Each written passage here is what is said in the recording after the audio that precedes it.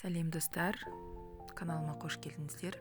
Бүгін сіздермен осындай дәмді, жұмсақ болып шығатын құймақ рецептісімен бөлісемін. Құймаққа бізге жұмыртқа қажет.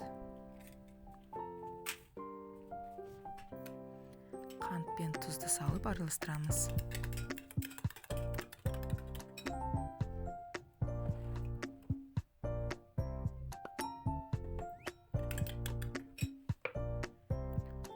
Сүтімізді құямыз.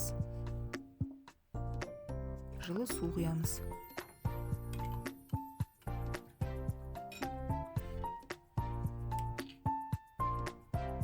Сұйық май.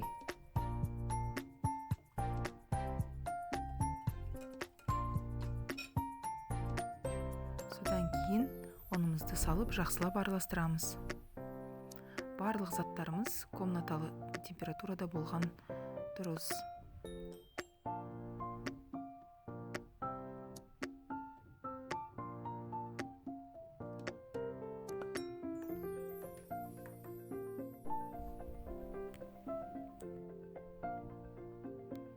Табамызға май жағып, қатты отқа қыздырамыз.